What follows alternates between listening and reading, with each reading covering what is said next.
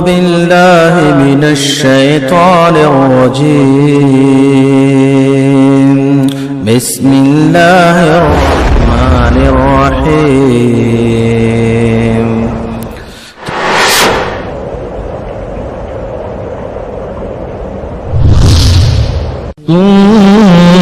خير أمة أخرجت للناس تأمرون بالمعروف وتنهون عن المنكر وتؤمنون بالله.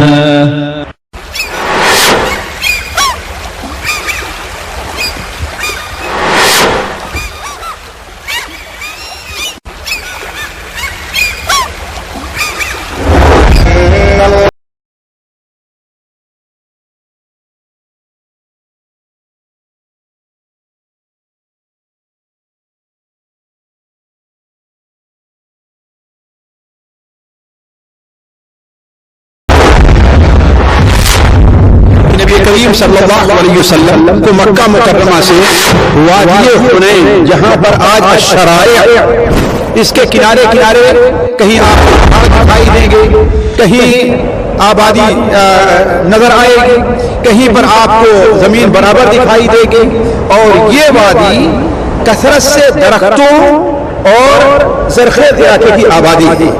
اس آبادی کو وادی حنین کہا جاتا ہے. کریم صلی اللہ علیہ وسلم کو جب یہ معلوم ہوا کہ بنو حوازن اور ثقیف یہ سارے کے سارے لوگ ایک بڑی لمبی تعداد اپنے ساتھ صرف یہی نہیں کہ لڑنے والے لے کر کے آئے، اپنے ساتھ اپنے بیوی بچوں کو بھی ساتھ لائے، اپنے اونٹوں کو بھی، گایوں کو بھی اور بکریوں کو بھی ساتھ لائے. نبی کریم صلی اللہ علیہ وسلم کا معجزہ دیکھیں کہ اتنی بڑی فوج آپ مٹی بیٹی ہے تو کوئی ایسا جا کر کے مٹی نہ پڑی. پھر اللہ تبارک و تعالیٰ نے اپنے رسول پر اور مومنوں کے اوپر سکونت نازل فرمائی. وَأَنزَلَ جُنُودًا لَّمْ تَرَوْهَا، اور اللہ تعالیٰ نے ایسی فوج نازل کی جسے تم دیکھ نہیں رہے. رحمت للعالمین کے حسن سیرت پر سلام. رحمت للعالمین کے حسن سیرت پر. لقد نصركم الله في مواطن كثيرة ويوم حنين إذ أعجبتكم كثرتكم فلم تغن عنكم شيئا وضاقت عليكم الأرض بما رحبت ثم وليتم مدبرين. بسم اللہ الرحمن الرحیم. الحمدللہ رب العالمین والعاقبۃ للمتقین والصلاۃ والسلام علی رسولہ الکریم. اما بعد. حاضرین مجلس، سیرت النبی صلی اللہ علیہ وسلم ما حقیقت و نصیحت کی اگلی کڑی کا آغاز ابھی کچھ ہی دیر میں ہوا چاہتا ہے. اس سے پہلے والی قسط میں ہم نے سنا تھا کہ فتح مکہ ہوا. فتح مکہ کے بعد اللہ کے رسول صلی اللہ علیہ وسلم نے جو معاملات پیش آئے اور جن سے مسائل مستنبت ہوئے، تفصیل کے ساتھ شیخ محترم نے ان مسائل کی طرف روشنی ڈالی، اور اس کے ساتھ ساتھ پھر یہ ذکر کیا گیا کہ آپ صلی اللہ علیہ وسلم نے بتوں کی مسماری کی طرف توجہ دی. لات، عزا، منات، یہ ساری جو بت خانے اور بت موجود تھے، ان سب کو ڈھانے اور مسمار کرنے اور ان کے نام و نشاں کو مٹانے کا کام اللہ کے رسول صلی اللہ علیہ وسلم نے کیا. اور اس کے بعد پھر آپ صلی اللہ علیہ وسلم حنین کا معائنہ جائزے کے لیے بھیجتے ہیں. پتہ چلا کہ وہ لوگ بہت ہی اپنی پورے آل اولاد، پوری فوج کے ساتھ، پورے جانوروں کے ساتھ مسلمانوں کا مقابلہ کرنے کے لیے تیار ہیں. تو آپ صلی اللہ علیہ وسلم اس کے لیے تیاری فرماتے ہیں. تو ابھی فتح مکہ کے بعد اس کے مسائل اور اس کے بعد بتوں کا انہدام اور اس کے بعد جنگ حنین، اب آگے کیا ہونے والا ہے انشاءاللہ تعالی ابھی کچھ ہی دیر میں ہم سنتے ہیں۔ میں بلا کسی تاخیر فضیلت الشیخ استاد محترم مقصود حسن صاحب فیضی حفظہ اللہ سے گزارش کرتا ہوں کہ تشریف لائیں اور اگلی قسط کا آغاز فرمائیں۔ السلام علیکم۔ بسم اللہ الرحمن الرحیم، الحمد للہ رب العالمین، الرحمن الرحیم، مالک یوم الدین، ونشهد ان لا الہ الا اللہ ونشهد ان سیدنا ومولانا محمدا عبده ورسولہ ارسلہ الى الناس کافۃ بشیرا ونذیرا، اما بعد فإن خير الحديث كتاب الله وخير الهدي هدي محمد صلى الله عليه وسلم وشر الأمور محدثاتها وكل محدثة بدعة وكل بدعة ضلالة وكل ضلالة في النار. أعوذ بالله السميع العليم من الشيطان الرجيم. بسم الله الرحمن الرحيم. لقد نصركم الله في مواطن كثيرة ويوم حنين إذ أعجبتكم كثرتكم فلم تغن عنكم شيئا وضاقت عليكم الأرض بما رحبت ثم وليتم مدبرين ثم أنزل الله سكينته على رسوله وعلى المؤمنين وأنزل جنودا لم تروها وعذب الذين كفروا وذلك جزاء الكافرين. سبحانك لا علم لنا إلا ما علمتنا إنك أنت العليم الحكيم. رب اشرح لي صدري ويسر لي أمري واحلل عقدة من لساني يفقه قولي واحلل عقدة من لساني يفقه قولي. عزیز ساتھیوں، قابل احترام دینی بھائیوں، نبی کریم حضرت محمد مصطفیٰ صلی اللہ علیہ وسلم کی سیرت مبارکہ کا جو یہ مقدس سلسلہ چل رہا ہے، پچھلے ہفتے یا پچھلی مجلس میں بات یہاں پر آ کر رک گئی تھی کہ نبی کریم صلی اللہ علیہ وسلم 6 شوال کو مکہ مکرمہ سے وادی حنین، جہاں پر آج الشرائع مکہ مکرمہ سے تقریباً 20 سے 30 کلومیٹر پہلے ایک چھوٹی سی آبادی ایک وادی میں قائم ہے. خاص طور پر ہم لوگ جب طائف کے راستے سے جاتے ہیں تو ہمیں یہ وادی ملتی ہے، الشرائع لکھا ہوا ہے، اور وہیں سے جدہ کا راستہ کٹتا ہے. یہ ایک لمبی سی وادی ہے اور بہت دور تک گئی ہوئی ہے. یہ وادی گویا طائف اور مکہ کے بیچ میں حائل ہے. اس کے کنارے کنارے کہیں آپ کو پہاڑ دکھائی دیں گے، کہیں آبادی نظر آئے گی، کہیں پر آپ کو زمین برابر دکھائی دے گی، اور یہ وادی کثرت سے درختوں اور زرخیز علاقے کی آبادی ہے. اس آبادی کو وادی حنین کہا جاتا ہے. اس وادی کو وادی حنین کہا جاتا ہے. نبی کریم صلی اللہ علیہ وسلم کو جب یہ معلوم ہوا کہ بنو حوازن اور ثقیف یہ سارے کے سارے لوگ ایک بڑی لمبی تعداد میں، خاص کر یہ پہلی بار ہوا تھا کہ یہ لوگ 20 سے 30 یا 25 ہزار کی تعداد میں رہے ہوں گے. اتنی بڑی جماعت مسلمانوں کے لیے آج تک شاید ابھی اکٹھا نہیں ہوئی تھی.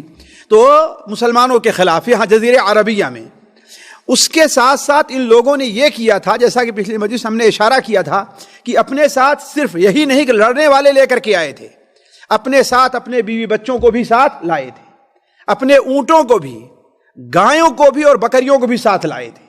انہوں نے سب بندی ایسے کی تھی کہ سامنے تو لڑنے والی فوج تھی، اس کے پیچھے عورتوں اور بچوں کو رکھا تھا، پھر اونٹوں کو، اس کے بعد گایوں، اور اس کے بعد بکریوں کا سلسلہ تھا.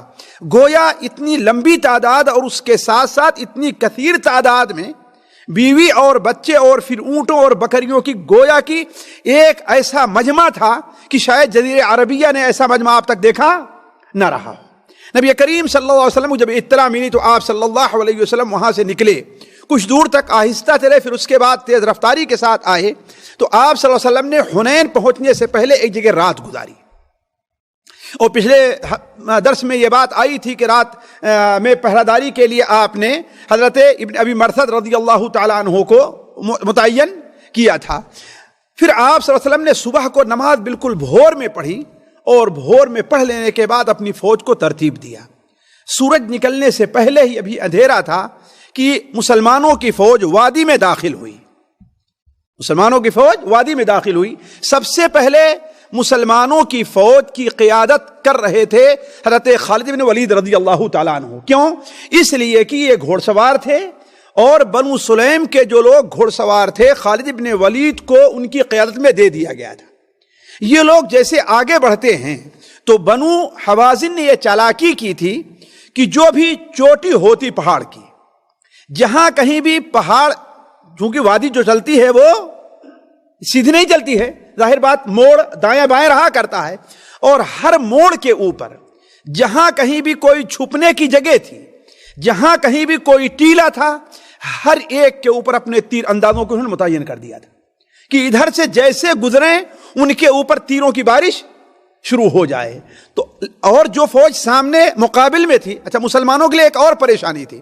مسلمانوں کے لیے پریشانی یہ تھی کہ جس طرف سے مسلمان اس وادی میں آ رہے تھے وہاں پر انحدار یعنی ڈھلان تھے، اور ظاہر بات ہے ڈھلان میں اترنے کے لیے خاص طور پر اگر خطرناک وادی ہو تو اس میں ایک اور مشکل پیش آتی ہے. علی کل حال جب مسلمانوں کی فوج آگے بڑھی خالد بن ولید رضی اللہ تعالیٰ عنہ کی قیادت میں، تو جو لوگ سامنے تھے وہ گھنٹوں کی بات تو چھوڑ دیجئے، صرف منٹوں میں ہے، منٹوں مقابلہ کر سکے، اس کے بعد بھاگ کھڑے ہوئے. منٹوں میں مقابلہ کیا کیا، اور اتنے میں وہ بھاگ کھڑے ہوئے تھے. ان کا بھاگ کھڑے ہونا تھا کہ اس سے پہلے بتایا جا چکا ہے کہ مسلمانوں کی فوج میں اس بار مسلمانوں کی فوج عام فوجوں سے مختلف تھی. کیوں؟ اس لیے کہ اس بار مسلمانوں کی فوج میں سچے مسلمانوں، پختہ ایمان والوں، اور جن کے اوپر ایمان کے کئی سال گزر چکے تھے اور نبی کریم صلی اللہ علیہ وسلم کی تربیت میں اچھی طرح تربیت پا چکے تھے، ان کے ساتھ ساتھ دو قسم کے اور لوگ شامل تھے.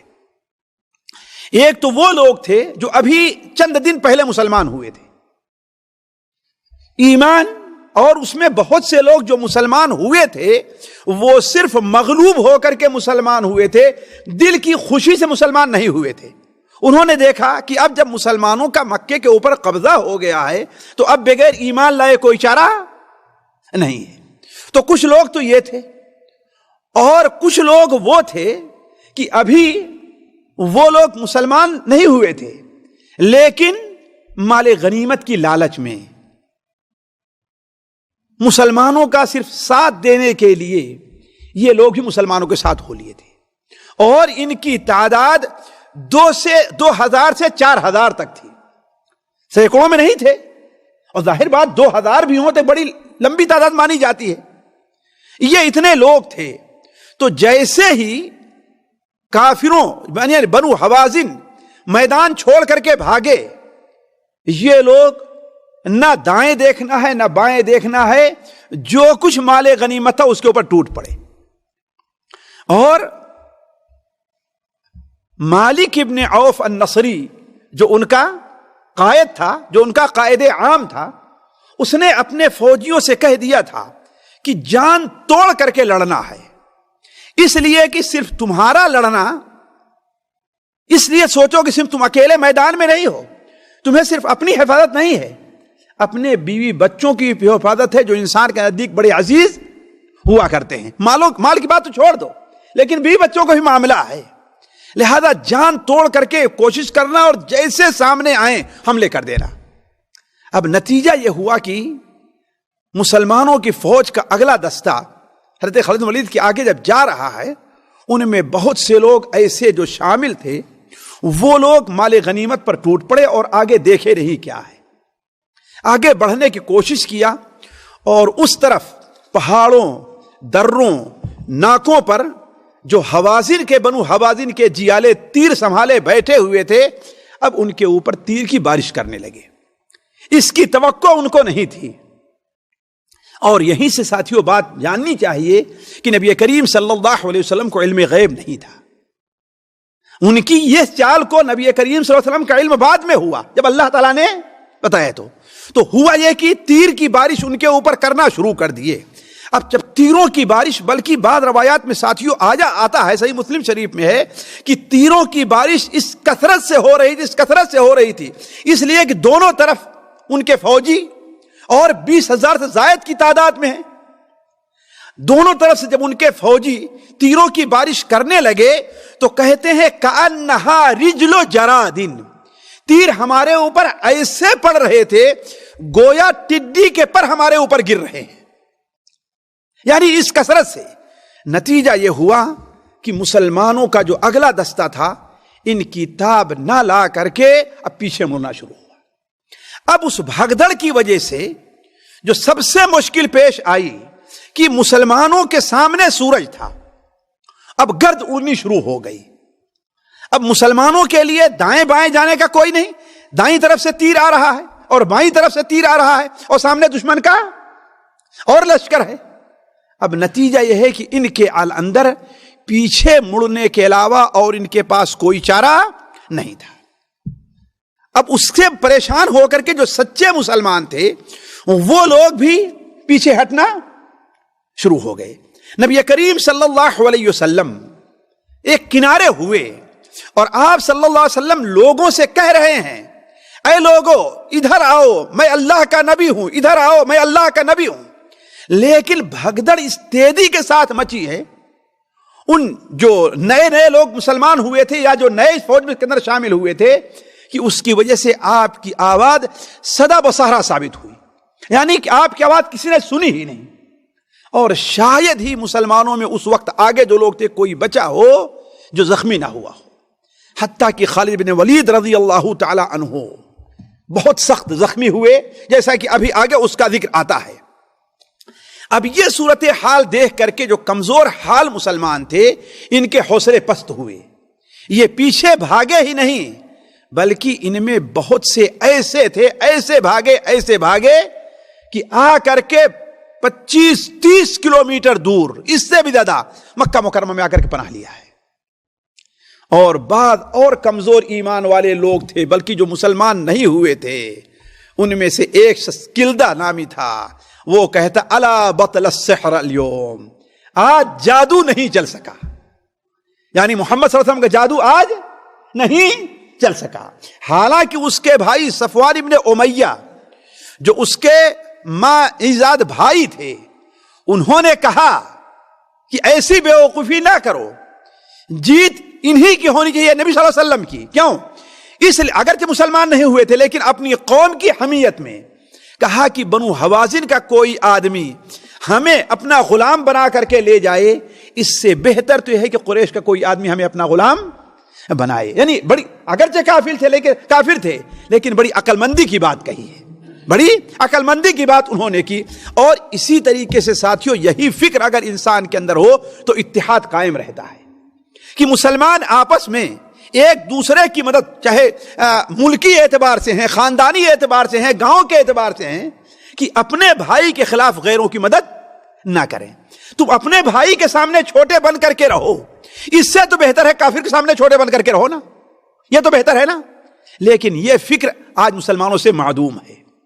وہ چاہتے ہیں کہ ہم اپنے بھائی کے سامنے بڑے بن کر کے رہیں، چاہے کوئی ہمیں اپنا غلام ہی بنا کر کے کیوں نہ رکھے. لیکن صفوان ابن امیہ نے کیا کہا کہ نہیں، بلکہ روایات میں آتا ہے ساتھیوں، جو وقت سے پہلے کی بات ہے کہ صفوان ابن امیہ دور کھڑے تھے اور بار بار اپنے غلام کو بھیجتے تھے کہ جا کر کے دیکھ کر کے آؤ میدان کس کے ہاتھ میں ہے، میدان کس کے ہاتھ میں ہے. حتیٰ کہ ان کے غلام نے آخر میں آ کر کے کہا کہ مسلمان عبد الرحمن عبداللہ کا نعرہ لگا رہے ہیں. کہا کہ اس کا مطلب یہ ہے کہ جیت محمد صلی اللہ علیہ وسلم کو ہو رہی ہے. لیکن یہ پہلے سے آگے کی بات ہے. علا کل حال دوسرے کچھ اور لوگوں نے کہا کہ اب ایسا بھاگ رہے ہیں کہ سمندر سے پہلے انہیں رکنا نصیب نہیں ہوگا. بلکہ ساتھیوں یہ بھی روایات میں ہم نے پڑھا ہے کہ مکہ مکرمہ میں یہاں تک خبر پہنچ گئی کہ نبی کریم صلی اللہ علیہ وسلم قتل کر دیے گئے اور مسلمان ان کا ساتھ چھوڑ کر کے بھاگ کھڑے ہوئے ہیں. لیکن نبی کریم صلی اللہ علیہ وسلم نے جس کو امیر بنایا تھا مکہ مکرمہ کے، گورنر بنایا تھا، وہ تھے تو مشکل سے ابھی 22-25 سال کے جوان تھے. عتاب ابن اسید اموی رضی اللہ تعالیٰ عنہ، انہوں نے کہا کہ اے لوگو، اگر محمد کا انتقال ہو گیا صلی اللہ علیہ وسلم تو اللہ کا دین قائم ہے، محمد کو جس نے بھیجا ہے، اللہم صلی علی محمد، وہ حی لا یموت، وہ زندہ ہے، وہ مرنے والا نہیں ہے۔ ان کا کہنا تھا کہ اگرچہ تم یہ کہہ رہے ہو کہ نبی کریم صلی اللہ علیہ وسلم انتقال ہو گیا ہے، لیکن اس کا یہ مطلب نہیں کہ ہم اپنے دین سے پھر جائیں۔ دین اللہ تعالیٰ کا ہے، اللہ زندہ ہے، کبھی مرنے والا نہیں، اور اپنے دین کو غلبہ عطا کرے گا۔ علی کل حال اس وقت جو سچے مسلمان تھے ساتھیوں، ان کے سامنے یہ ذکر کرتا چلوں کہ کئی پریشانیاں لاحق ہوئی۔ اصل چیز یہ ہوئی کہ مسلمان اپنی اصل کمان کو کھو بیٹھے، اصل جو کمان ہونی چاہیے اس کو کھو بیٹھے۔ اس بھگدڑ کی وجہ سے مسلمان اور تیروں سے بچنے کے لیے مسلمانوں کی فوج تتر بتر ہوگی، ایک جگہ نہیں رہ سکی۔ دوسری پریشانی یہ آئی کہ فوج میں بھگدڑ مچنے کی وجہ سے گرد اس قدر اڑ رہی تھی کہ راوی کا بیان ہے کہ اتنا اندھیرا چھا گیا، اتنا اندھیرا چھا گیا کہ ہمیں اپنا ہاتھ بھی دکھائی نہیں دیتا تھا۔ ظاہر بات ہے، مٹی میں جب گھوڑے دوڑیں گے اور اونٹ دوڑیں گے تو مٹی تو اڑے گی ہی وادی میں۔ تیسری جو مسلمانوں کی پریشانی یہ تھی کہ موسم سخت گرمی کا تھا، موسم سخت گرمی کا تھا۔ آپ جانتے ہیں موسم گرم ہو اور یہاں سے آج دھول اڑنے لگے تو کتنی پریشانی رہتی، نہ باہر رہا جاتا ہے اور نہ اندر رہا جاتا ہے۔ اور سب سے اہم یہ ہے کہ مسلمان جس طرف جا رہے تھے، رخ کر رہے تھے، سورج سامنے تھا، اور ابھی دوپہر نہیں، صبح کا وقت تھا۔ سورج سامنے رہے تو آگے بڑھنے میں کس قدر پریشانی ہوتی ہے۔ اور ادھر جو سب سے بڑا مسئلہ تھا کہ حوازن نے ہر طرف سے اپنا مورچہ سنبھال رکھا تھا، وہ ایسے تھے کہ تیر پھینکنے سے بعد نہیں آتے تھے۔ لیکن ساتھیوں یہیں رک کر کے ایک بات اور بتا دوں آپ کو، اللہ تبارک و تعالی کو کچھ ایسے خیالات ہیں جو کبھی پسند نہیں ہیں کہ کوئی آدمی اولاً ہمہ دانی کا دعویٰ کرے کہ ہم سب کچھ جانتے ہیں، ہم کوئی ایسی جو ہم جانتے ہوں۔ دوسری چیز یہ ہے کہ کوئی انسان خود مختاری کا دعویٰ کرے کہ ہم خود مختار ہیں، جو چاہیں گے ہم کر لیں گے۔ اور تیسری چیز یہ ہے کہ انسان بے نیازی کا دعویٰ کرے کہ ہمیں کسی کی ضرورت نہیں ہے۔ اور اس کے پیچھے ایک جذبہ کام کرتا رہتا ہے، کبر اور گھمنڈ کا، کہ ہم کسی کے محتاج نہیں ہیں۔ اور یہ چیز اللہ تعالیٰ کو پسند نہیں ہے، بلکہ یہ چیز اتنی بڑی برائی ہے ساتھیوں، اتنی بڑی برائی ہے کہ اس کی وجہ سے بروں کے ساتھ اس کا خمیازہ، اس غلطی کے خمیازہ نیکوں کو ہی بھگتنا پڑتا ہے۔ آخر اس جماعت میں جس میں اللہ کے رسول صلی اللہ علیہ وسلم، بڑا بتائیے اس سے مبارک جماعت بڑھ کر کوئی مبارک جماعت ہو سکتی ہے؟ کوئی نہیں ہو سکتی۔ لیکن اس جماعت کے چند لوگوں کے دل میں یہ خیال پیدا ہوا کہ اب ہم اتنے زیادہ ہیں، اتنی فوج ہماری ہے، اتنی طاقت ہمارے پاس ہے کہ اب ہمارے اوپر کوئی غالب نہیں آ سکتا۔ اللہ تبارک و تعالیٰ کو یہ کہ ہم خود مختار ہو گئے، اسی لیے اللہ تعالیٰ نے نبیوں، خصوصی طور پر سب سے پہلے رسول اور سب سے آخری رسول کے زبانی یہ کہلوایا ہے، قُلْ لَا أَقُولُ لَكُمْ عِنْدِي خَزَائِنُ اللَّهِ وَلَا أَعْلَمُ أَنِّي مَلَكٌ وَلَا أَعْلَمُ الْغَيْبَ۔ آپ کہہ دیجئے لوگوں سے کہ نہ میں فرشتہ ہوں، نہ میرے ہاتھ میں آسمان اور زمین کا خزانہ ہے، اور نہ میں غیب جانتا ہوں، نہ میں بے نیاز ہوں۔ یہ تینوں چیزیں ایسی ہیں جو اللہ تعالیٰ کا خاصہ ہے، کسی کو اس میں کوئی دخل نہیں ہے۔ اور یہ چیز جہاں اگر پیدا ہو جائے تو اس میں ہمارے یہاں جو ایک مثل ہے کہ گیہوں کے ساتھ گھن بھی پیسا جاتا ہے، یعنی برے خیال والوں کی وجہ سے اچھے خیال والوں کو بھی نقصان اٹھانا پڑتا ہے۔ چہ جائے کہ آج ہماری جماعت میں مسلمانوں کے اندر زیادہ تر لوگوں کے یہ خیالات ہوں، اور زیادہ تر لوگ اللہ تعالیٰ سے بے نیاز ہو، نہ نماز پڑھتے ہیں، نہ روزہ رکھتے ہیں، نہ اس کے عبادت کرتے ہیں، نہ اس سے دعائیں مانگتے ہیں، تو پھر مسلمان کامیاب کہاں ہو سکتے ہیں؟ کیسے انہیں کامیابی مل سکتی ہے؟ جبکہ اللہ کے رسول صلی اللہ علیہ وسلم، اتنی مبارک جماعت دنیا میں نہ کبھی پیدا ہوئی ہے نہ کبھی پیدا ہوگی، اتنا عظیم انسان نہ دنیا میں کہیں پیدا ہوا ہے نہ پیدا ہوگا۔ ان لوگوں میں تھوڑا سا یہ خیال، چند لوگوں کے درمیان یہ خیال آیا، ان کے دل میں یہ خیال آیا کہ لن نغلب من قلہ، کم ہونے کی وجہ سے آج ہم پر کوئی غالب نہیں آ سکتا۔ تو اللہ تبارک و تعالیٰ نے ابھی یہ بات کہے ہوئے ان کے 2-3 دن بھی نہیں گزرے تھے کہ اللہ تعالیٰ نے یہ، لیکن نبی کریم صلی اللہ علیہ وسلم ساتھیوں اپنی جگہ پر اڑے رہ گئے، اڑے رہے۔ مشکل وقت یہ آیا کہ بسا اوقات نبی کریم صلی اللہ علیہ وسلم صرف 3 آدمیوں کے ساتھ رہ گئے، بس باقی کوئی آپ کے پاس نہیں تھا۔ ایسا وقت بھی آیا ہے، عباس آپ کے چچا، ابو سفیان ابن حارث آپ کے چچا بھائی، اور نبی صلی اللہ علیہ وسلم۔ کچھ وقت آیا ایسا کہ نبی کریم صلی اللہ علیہ وسلم، لیکن آپ کی بہادری دیکھیے کہ آپ پیچھے نہیں ہٹے، آپ کہتے رہے انا النبی لا کذب انا ابن عبد المطلب، میں سچا نبی ہوں، اللہ نے مجھ سے فتح کا وعدہ کیا ہے، دے کر کے رہے گا وہ۔ یہ اللہ تعالیٰ پر یقین دیکھیے، اللہ نے مجھ سے فتح کا وعدہ کیا ہے، کامیابی کا وعدہ کیا، چونکہ میں سچا نبی ہوں، جھوٹ نہیں ہے اس سے، اس لیے اللہ تبارک و تعالیٰ مجھے رسوا نہیں کرے گا۔ انا ابن عبد المطلب، میں عبد المطلب کا بیٹا ہوں، یعنی میں اپنے نسب کے لحاظ سے بھی سچا ہوں اور میں اپنے دعوے کے لحاظ سے بھی سچا ہوں۔ بلکہ ساتھیوں ایک وقت ایسا آیا کہ آپ خچر پر سوار تھے، گھوڑے پر نہیں تھے۔ علماء کہتے ہیں یہ آپ کی بہادری ہے۔ کیوں؟ اس لیے خچر کے اندر وہ بھاگنے کی، اچھلنے اور کودنے کی طاقت نہیں ہوتی جو گھوڑے کے اندر ہوا کرتی ہے، کہ ذرا سا موقع ملا، خطرہ نظر آیا، گھوڑے سے لوگ سوار ہو کر کے بھاگ کھڑے ہوتے ہیں، لیکن آپ خچر پر سوار تھے کہ ہمیں بھاگنا نہیں ہے، ہمیں آگے ہی بڑھنا ہے۔ تو بسا اوقات اگر آپ کی سواری کو، اس لیے کہ حضرت عبد العباس، حضرت ابو سفیان آپ کی سواری کی لگام کو پکڑ کر کے کھینچ رہے تھے کہ کہیں ایسا نہ ہو کہ آپ ہم سے آگے بڑھ جائیں، اس لیے کہ سارے لوگ تو پیچھے ادھر ادھر مڑ رہے، پریشان تھے، لیکن نبی کریم صلی اللہ علیہ وسلم آگے بڑھنے کی کوشش کر رہے تھے۔ بلکہ ایک روایت میں یہ ہے کہ نبی کریم صلی اللہ علیہ وسلم اپنی سواری سے اتر پڑے اور سواری کو چھوڑ کر کے دشمن کے سے آگے مٹ بھیڑ کے لیے اور لڑنے کے لیے آگے بڑھنا شروع کر دیا۔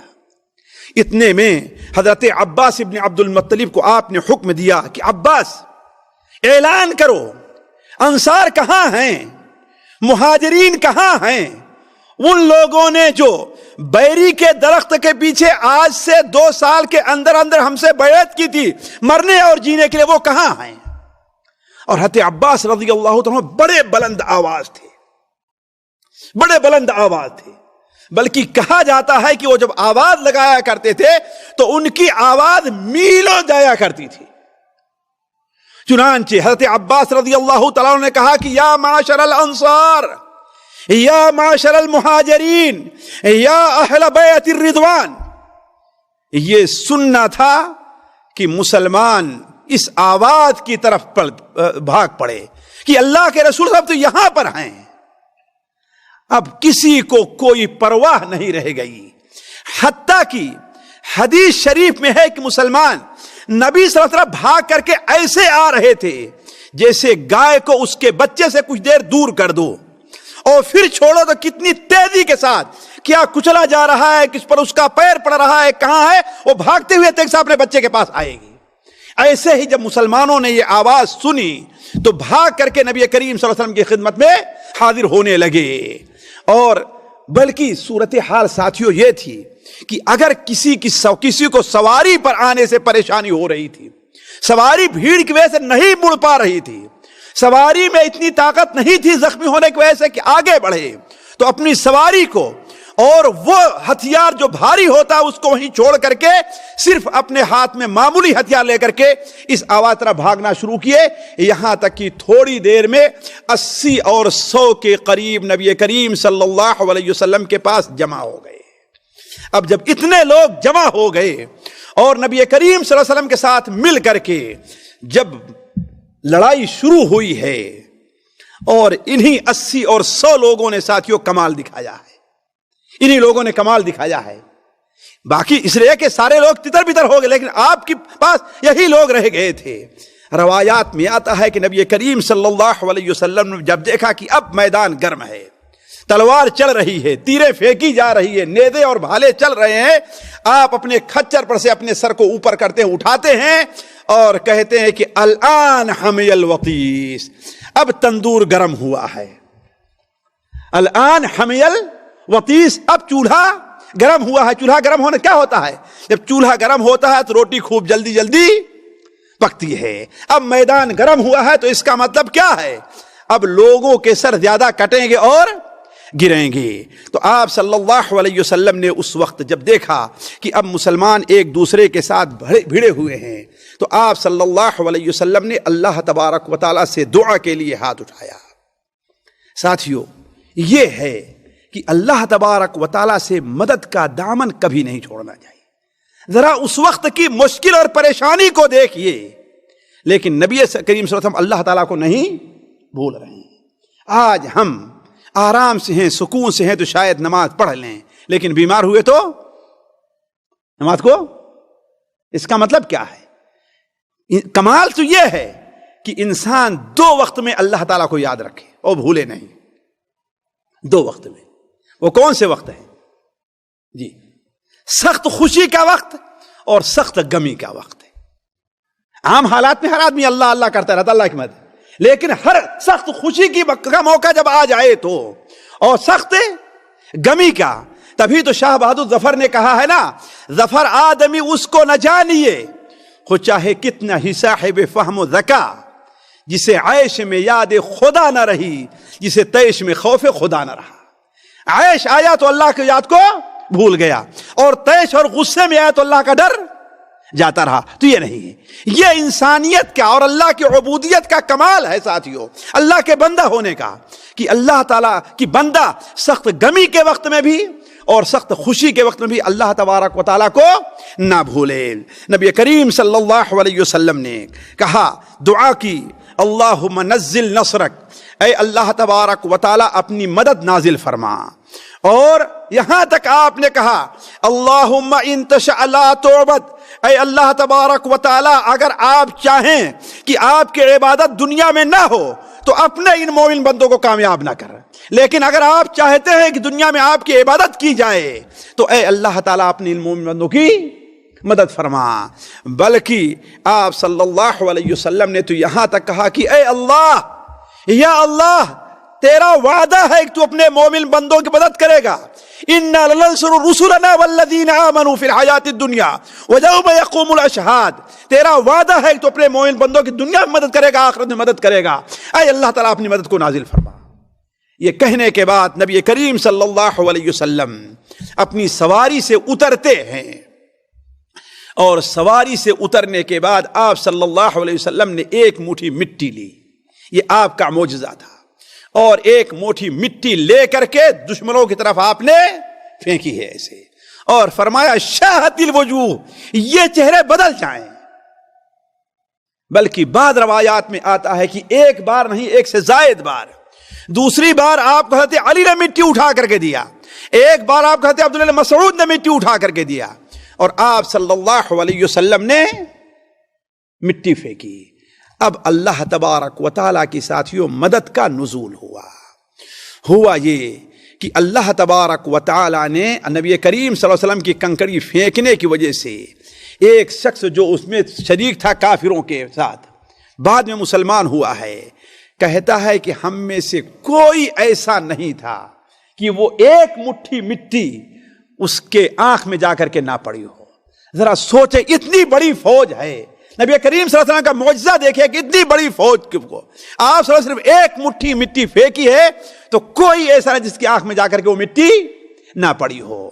اور دوسری طرف اللہ تبارک و تعالیٰ نے فرشتوں کو نازل فرمایا، جو شخص ان میں سے ایک بار میں جا کر کے مسلمان ہوا. امام ذہبی رحمہ اللہ کہتے ہیں، وہ کہتا ہے کہ ہم لوگ جب مسلمانوں سے مقابلے میں آئے تو مسلمان ہمارے مقابلے میں اتنی دیر بھی نہیں ٹھہر سکے جتنی دیر میں بکریوں کے دودھ کو دہا جاتا ہے، اس لیے کہ تیروں کی بارش شروع ہو گئی. اور کہا اب ہم ان کا پیچھا کرنا شروع کیے. کہا یہاں تک میں چند لوگوں کے ساتھ جب نبی صلی اللہ علیہ وسلم کے قریب پہنچا تو میں کیا دیکھتا ہوں کہ ہمارے درمیان اور نبی صلی اللہ علیہ وسلم کے درمیان سفید پوش کچھ لوگ دکھائی دے رہے ہیں، سفید پوش کچھ دکھائی دے رہے ہیں، اور ہماری طرف اشارہ کر کے کہتے ہیں شاہت الوجوہ، بھاگو یہاں سے، بدکو یہاں سے، دور ہو یہاں سے. کہا یہ کہنا تھا کہ ہم لوگ ہار گئے۔ تیسری وجہ ساتھیوں یہ ہوئی ہے کہ مسلمانوں نے اپنی قوت کو اب اکٹھا کر لیا تھا۔ مسلمان نبی کریم صلی اللہ علیہ وسلم کے ارد گرد اور چاروں طرف اب اس لیے کہ جن لوگوں کو بھاگنا تھا وہ بھاگ گئے، اب جن لوگ میدان چھوڑنا تھا وہ میدان چھوڑ چکے ہیں، اب میدان میں پکے اور سچے مسلمان ہی رہ گئے ہیں۔ نتیجہ یہ ہوا کہ میدان جب گرم ہوا ہے، جیسا کہ اللہ تبارک و تعالی ارشاد فرماتا ہے، جیسا کہ شروع میں ہم نے پڑھی کہ ثم انزل اللہ سکینتہ، اور یوم حنین کو لقد نصرکم اللہ لقد نصرکم یوم حنین، اللہ نے تمہاری مدد بہت جگہ کی ہے، اور حنین کے موقع پر بھی جب تمہاری کثرت نے تمہیں گھمنڈ میں ڈال دیا تو اللہ تبارک و تعالی نے تمہارے اوپر ایسا وقت مسلط کر دیا کہ تمہیں بھاگنے کے لیے کہیں جگہ نہیں مل رہی تھی، نہ تمہیں درخت چھپا رہے تھے، نہ تمہیں ٹیلے چھپا رہے تھے، کوئی چیز تم کو پناہ نہیں دے رہی تھی۔ پھر اس ثم ولیتم مدبرین، تم پیٹ پھیر کر بھاگنے لگے تو کیا ہوا؟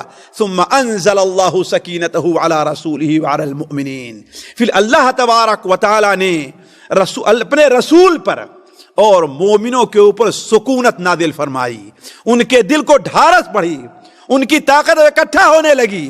وَأَنزَلَ جُنُودًا لَّمْ تَرَوْهَا، اور اللہ تعالیٰ نے ایسی فوج نازل کی جسے تم دیکھ نہیں رہے ہو۔ اسی لیے بہت سی روایتوں میں آتا ہے ساتھیوں، وہ روایت میرے نزدیک صحت کو نہیں پہنچ سکی، کہ جب جنگ کے موقع پر نازل ہوتے ہیں فرشتے تو ان کو مسلمان نہیں دیکھتے، وہ صرف کافروں کو نظر آتے ہیں۔ ابھی اسی سے اللہ تعالیٰ قرآن میں کیا فرما رہا ہے؟ وَأَنزَلَ جُنُودًا لَّمْ تَرَوْهَا، اللہ نے ایسی فوج نازل کی سے تم دیکھ نہیں رہے تھے۔ لیکن ابھی صحیح حدیث میں گزرا کہ کافر کیا کہہ رہا تھا کہ ہم نے اپنے سامنے اور اللہ کے رسول درمیان کیا دیکھا؟ سفید پوش لوگوں کو دیکھا جو ہمیں جھڑک رہے تھے۔ تو ہو سکتا ہے کہ یہ بات صحیح ہو کہ جب فرشتے مسلمانوں کی مدد کے لیے نازل ہوتے ہیں تو وہ مسلمانوں ہی دکھائی دیتے ہیں، کافروں کو دکھائی نہیں دیتے۔ علی کل حال ساتھیوں، اب جب اس طریقے سے ہوا تو اس کا ایک کافروں کے ہارنے کا ایک بڑا ظاہری سبب بن گیا۔ ہوا کیا؟ کافروں کا ایک شخص جو ان کا فوجی کمانڈر، جس کے ہاتھ ان کا جھنڈا تھا، فوجی کمانڈر نہیں جن کا جھنڈا تھا، وہ ایک سرخ اونٹ پر سوار تھا۔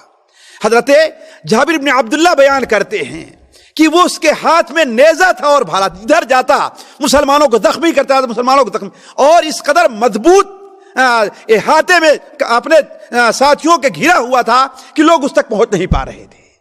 کہا حضرت علی رضی اللہ تعالیٰ عنہ اور ایک انصاری مسلمان، وہ دونوں اس طاق میں تھے کسی طریقے سے اس تک پہنچ کر کے اس کو مارا جائے۔ حضرت علی اور وہ دونوں آگے بڑھے ہیں اور اس تک پہنچنے میں کامیاب ہو گئے۔ جب حضرت علی کو دیکھا تو وہ پیٹھ جیسے پھیرا، یہ حضرت علی پیچھے سے آ کر کے اس کے اونٹ کے دونوں کوچوں کو پہلے کاٹ دیا ہے۔ گرا اور اس کے ساتھ ساتھ وہ بھی جیسے گرا، ابھی سنبھلنے نہیں پایا تھا کہ اس انصاری مسلمان نے جا کر کے اس کی گردن کو مار دیا۔ اب یہ کرنا تھا کہ دشمن کی فوج میں بھگدڑ مچ گئی، اور ایسی بھگدڑ مچی ساتھیوں کہ ان میں جو کافر تھا وہ کہتا ہے کہ ایسا محسوس ہوتا تھا کہ ہر پتھر اور درخت اور چٹان کے پاس کوئی آدمی موجود ہے جو ہمیں کھدیڑ رہا ہے، جو ہمیں بھگا رہا ہے۔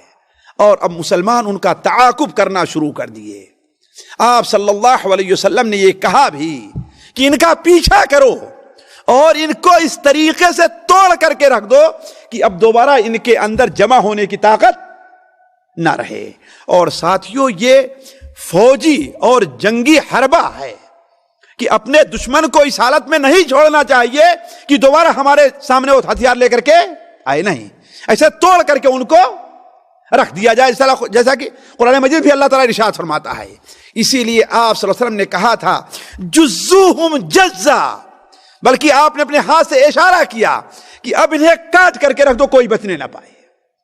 اور آپ نے یہاں تک بتایا، کہہ دیا کہ دیکھو جو کسی کافر کو اب قتل کرے گا، کافر کا جو سامان ہتھیار اس کے پاس ہے، جانور، وہ سارا کا سارا اس کا ہو جائے گا۔ اندازہ لگائیے کہ مسلمانوں نے کس طریقے سے کاٹا ہے کہ حضرت ابو طلحہ رضی اللہ عنہ اکیلے انہوں نے 20 آدمیوں کو قتل کیا ہے. کتنا؟ 20 آدمیوں کو اکیلے مارا ہے. اور خیر ساتھیوں، دلچسپ واقعہ اس سلسلے میں اور ہے، لیکن میں آگے بڑھتا ہوں.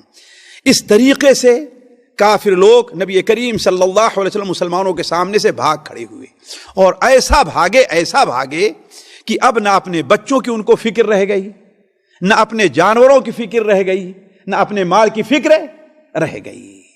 اب جب جنگ ختم ہوتی ہے، باقی جو لوگ بھاگے تھے دوبارہ واپس آ رہے تھے، تو کیا دیکھتے ہیں کہ مسلمانوں نے ان کو قیدی بنا لیا ہے، عورتوں اور بچوں کو اور کچھ فوجیوں کو. جنگ ختم ہوئی، نبی کریم صلی اللہ علیہ وسلم اپنے بعض ساتھیوں کی تلاش میں چلے. لوگوں سے پوچھا خالد نہیں دکھائی دے رہے ہیں، لوگوں سے پوچھا خالد بن ولید نہیں دکھائی دے رہے ہیں، کہاں ہے؟ ڈھونڈو تو ڈھونڈ کر کے لاؤ.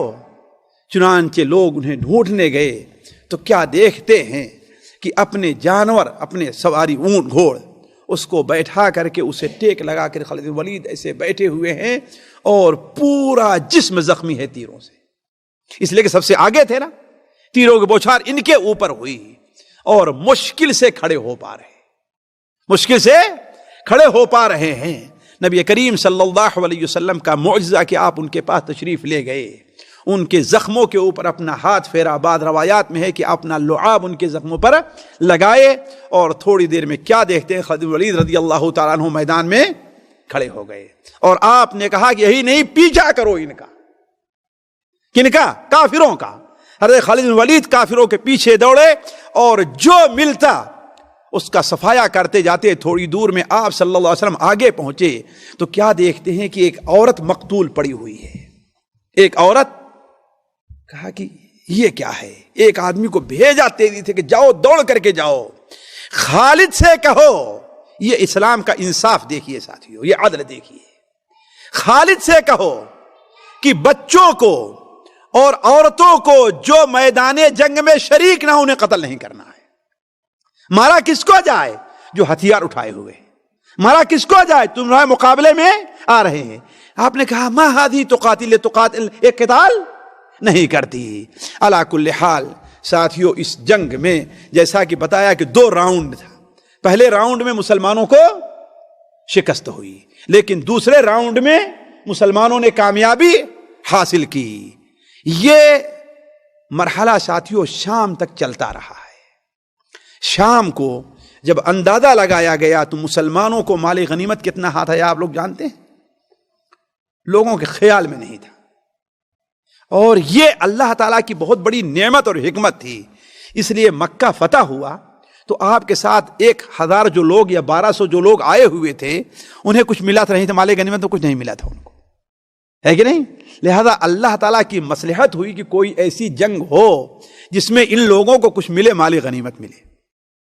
آپ مانیں گے 1,60,000 درہم چاندی ملی تھی مسلمانوں کو مال غنیمت میں. کتنا؟ 1000. 24,000 اونٹ ملے تھے. کتنا؟ 24,000 اونٹ. 40,000 سے زائد بکریاں ملی تھی، اور 6,000 عورتیں اور بچے مسلمانوں کے قبضے میں آئے تھے. کتنا؟ 6,000. گدھوں، گایوں وغیرہ کا تو شمار کیا ہی نہیں محدثین نے اور مورخین نے. یہ اتنا آئے. اب نبی کریم صلی اللہ علیہ وسلم ان چیزوں کو ایک طرف اکٹھا کر کے، ہوا یہ ساتھیوں کہ اب جو لوگ یہاں سے بھاگے ہیں وہ 3 حصوں میں بٹے ہیں. جو لوگ بھاگے ہیں مسلمانوں کے پاس سے 3 حصوں میں بٹے ہیں. ایک بہت بڑی جماعت جو زیادہ تھی وہ طائف میں جا کر کے ٹھہری ہے، اور طائف کا جو قلعہ تھا اس کے اندر وہ قلعہ یا شہر پناہ جو تھی اس کے اندر وہ بند ہو گئے ہیں. دوسری فوج جو ان سے کم تھی لیکن بڑی تعداد میں تھے، یہ وادی اوتاس میں جا کر کے پناہ گزی ہوئے ہیں. وادی اوتاس اگر آپ صحیح طور پر جاننا چاہتے ہیں، یہاں سے اگر آپ مکہ مکرمہ جا رہے ہوں اس راستے سے، طائف کے راستے سے، تو طائف پہنچنے سے پہلے تقریباً 10-15 کلومیٹر ایک شہر کا بورڈ آتا ہے عشیرہ. عشیرہ ایک بورڈ آتا ہے، اس کے دائیں طرف کا جو علاقہ ہے یہ وادی اوتاس ہے، وادی اوتاس ہے، یہاں لوگ تھے، اور ایک تھوڑی سی جماعت طائف اور مکے کے بیچ میں ایک وادی نخلا ہے، وہاں جا کر کے پناہ ہوئے۔ اب ظاہر بات ہے مسلمان اگرچہ تھکے ہوئے تھے، مسلمانوں میں زیادہ لوگ قتل نہیں ہوئے تھے، مشکل سے 4 6 8 10 ہی قتل ہوئے، لیکن کافروں میں تو بہت لوگ مارے گئے تھے۔ صرف طائف کے بنو ثقیف میں سے 30 آدمی تو میدان جنگ میں مارے گئے تھے، 30 آدمی۔ ذرا سوچیں، حضرت ابو طلحہ نے صرف اکیلے 20 آدمیوں کو قتل کیا تھا، تو دوسرے لوگ کتنے ہوں گے؟ اور 40 70 آدمیوں کو تو قتل کیا تھا ایک صرف طائف کے لوگوں کو، مسلمانوں کا تعاقب کر کے۔ تو کافروں کے مقتولین کا تو شمار ہی نہیں ہے، لیکن مسلمانوں میں زیادہ لوگ مقتول نہیں ہوئے تھے، البتہ زخمی بہت سارے لوگ ہوئے تھے، تقریباً بہت، حتیٰ کہ ابو بکر و عمر، حضرت علی، ان تمام لوگوں کو زخم آئے تھے۔ کیوں؟ اس لیے جو تینوں کی جو بوچھار ان کے اوپر بارش ہونے لگی ہے، تو اس سے سارے لوگ زخمی ہو گئے تھے۔ لیکن یہ بھی اب عقل مندی نہیں تھی کہ دشمن کو، جیسے ہوتا ہے سانپ کو، اس کی دم کو کاٹ کر کے چھوڑ دیا جائے، یہ عقل مندی نہیں تھی۔ عقل مندی کیا ہے کہ دم تو کٹ گئی ہے، آدھا تو کٹ گیا ہے، لیکن آگے بڑھ کر کے اس کو مکمل طور پر اس کا خاتمہ کیا جائے۔ تو نبی کریم صلی اللہ علیہ وسلم نے ایک جماعت کو حضرت زبیر بن عوام رضی اللہ کے ساتھ وادی نخلا میں بھیجا کہ جاؤ ان کو، وہ گئے، وہاں پر کچھ لوگوں کو قتل کیا، اور کچھ لوگ گرفتار ہوئے اور کچھ لوگ بھاگ کھڑے ہوئے۔ اور وادی اوتاس کے لیے اللہ کے رسول صلی اللہ علیہ وسلم نے حضرت ابو مالک اشعری رضی اللہ تعالیٰ عنہ کو بھیجا، ان کو کمانڈر بنایا۔ وہ وہاں پر جاتے ہیں، فوج سے مقابلہ ہوا اور مسلمان جیتے۔ البتہ ہوا یہ کہ حضرت ابو حارث رضی اللہ تعالی عنہ، ابو عامر الاشعری، وہ شہید ہو گئے۔ ہوا یہ، ان کے بھتیجے حضرت ابو موسیٰ اشعری بیان فرماتے ہیں کہ ایک شخص نے انہیں تیر مارا اور ان کے گھٹنے میں آ کر کے لگا۔ ہم نے کہا چچا یہ کیا ہوا؟ کہا وہ جو دکھائی دے رہا اس نے مجھے تیر مارا تھا۔ ابو موسیٰ اشعری کہتے ہیں کہ میں اس کے پیچھے دوڑا، مجھے دیکھ کر کے بھاگا، تو ہم نے کہا ارے تم مرد نہیں ہے، بھاگ کر کہاں جا رہا ہے؟ اتنا بزدل کہاں آتا کرے مقابلے کے لیے؟ کہا میرے مقابلے میں آتا، اور ہم نے اسے قتل کر دیا، اور اپنے چچا کے پاس آیا اور چچا سے کہا چچا ہم نے آپ کے قاتل کو قتل کر دیا ہے۔ چنانچہ کہتے ہیں جب ہم نے ان کے گھٹنے سے تیر نکالا ہے تو تیر کے ساتھ ساتھ صرف خون ہی نہیں بلکہ پانی، یعنی جو ہڈی کے اندر جو گودا ہوتا ہے وہ بہنا شروع ہو گیا، اور تھوڑی ہی دیر زندہ رہے کہ میرے چچا کا انتقال ہو گیا۔ البتہ انتقال سے پہلے انہوں نے کہا تھا کہ جا کر کے نبی کریم صلی اللہ علیہ وسلم کو میرا سلام کہنا، اور کہنا میرے لیے دعائے استغفار کریں۔ حضرت ابو موسیٰ اشعری بیان فرماتے ہیں کہ میں آپ کے پاس آیا تو آپ ایک چارپائی پر بیٹھے ہوئے تھے، آپ صلی اللہ علیہ وسلم نے یہ بات سنی تو آپ نے کہا اللہم اغفر لعبید ابی عامر واجعلہ فوق کثیر من الناس یوم القیامہ۔ اے اللہ تعالیٰ اپنے بندے ابو عامر کو تو بخش دے، اور قیامت کے دن اسے بہت سے لوگوں سے آگے رکھ۔ تو حضرت ابو موسیٰ اشعری کہتے ہیں کہ اللہ کے رسول میرے لیے بھی تو دعا کر دیجئے۔ آپ نے کہا اے اللہ تعالیٰ تو اپنے بندے عبداللہ ابن قیس کو بھی بخش دے۔ عرض کرنے کا مقصد یہ ہے کہ وادی نخلا میں دشمنوں کی جو فوج بھاگ کر کے گئی تھی ان کا خاتمہ کس نے کیا؟ حضرت زبیر ابن عوام نے۔ اور وادی اوتاس کو کہاں گئے؟ حضرت ابو عامر اشعری۔ اور وادی اوتاس میں یا روایات کے اختلاف کی بنیاد پر وادی نخلا میں عرب کا مشہور شاعر درید ابن سمہ، جس کی عمر 130 یا 160 سال تھی، اس کو صرف ہودج میں رکھ کر کے لے آیا گیا تھا۔ دلچسپ واقعہ یہ پیش آیا کہ ایک شخص اسے قتل کرنے کے لیے دوڑا، اس کی نکیل پکڑ لیا، اس نے سمجھا کہ اس میں کوئی عورت ہے اس کے ساتھ، لیکن اندر سے بولتا ہے کہاں لے جاؤ گے؟ دیکھتا ہے کہ ایک تو بوڑھا کچھ مرد ہے، میں اسے کیا کروں گا؟ تو اسے قتل کرنا چاہا، اور عرب کا مشہور شہسوار تھا۔ کہا جاتا ہے کہ جب وہ قتل ہوا ہے تو اس کا پیچھے کا حصہ ایسے ہو گیا جیسے چمڑا، بالکل مردہ چمڑا نہیں ہوتا ہے، کہا گھوڑے پر اور ننگی پیٹھ گھوڑے پر بیٹھنے کی وجہ سے، ننگی پیٹھ گھوڑے پر بیٹھنے کی وجہ سے اس کے پیچھے کا چمڑا جو ہے دور کا اس طریقے سے ہو گیا تھا، بالکل چپٹا ہوا، بالکل مردار چمڑے کے طریقے سے. تو کہا کہ وہ وہاں پر درید ابن سما مشہور شاعر عرب کا ہے اور شہسوار، وہ وہاں پر قتل ہوا. لیکن جو دشمن کا سب سے بڑا مرحلہ تھا وہ کیا تھا؟ طائف کا تھا. طائف جانتے ہیں آپ لوگ، عرب کا خصوصاً حجاز کا اور خصوصاً مکہ کے ارد گرد کا دوسرا بڑا شہر مانا جاتا تھا. ایک پہلا شہر کون تھا؟ مکہ مکرمہ، دوسرا طائف. اسی لیے مکہ کے لوگوں کو یہ اعتراض تھا کہ یہ یتیم اور فقیر بچے کو اللہ نے نبوت دی ہے، ان کے اوپر اللہ کی کتاب نازل ہوئی ہے. کتاب تو لولا نزل هذا القرآن على رجل من القريتين عظیم، یہ دونوں شہر جو ہے مکہ اور طائف، ان دونوں شہر کے کسی عظیم سرکردہ انسان کے اوپر قرآن کیوں نہیں نازل ہوا؟ تو طائف بڑا مشہور شہر تھا. اسی لیے آپ دیکھیں گے اللہ کے رسول صلی اللہ علیہ وسلم جب مکہ سے مایوس ہوئے ہیں تو کہاں گئے ہیں پہلے آپ؟ جی طائف گئے ہیں. کیوں؟ اس لیے کہ اولا تو طائف اس کے آب و ہوا کے لحاظ سے بڑا بہترین شہر مانا جاتا تھا. آج بھی جانتے ہیں وہاں گرمی، سخت گرمی کے موسم میں ساتھیوں وہاں ٹمپریچر 20 سے 30 کے درمیان میں رہتا ہے، اس سے آگے نہیں جاتا. کتنا؟ 20 سے 30. تو اس یہاں کی بھی آج جانتے ہیں گرمی کے موسم میں جو حکومت رہتی ہے وہ کہاں جاتی ہے؟ وہ حکومت کے لوگ طائف میں جاتے ہیں. اور بڑا ہی زرخیز باغات والے علاقہ، حتیٰ کہ مکہ کے بہت سے لوگوں کے باغات طائف میں تھے.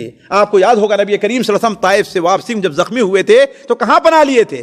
عتبہ کے باغ میں آ کر کے. اور مکے کیا ہے کہ نہیں؟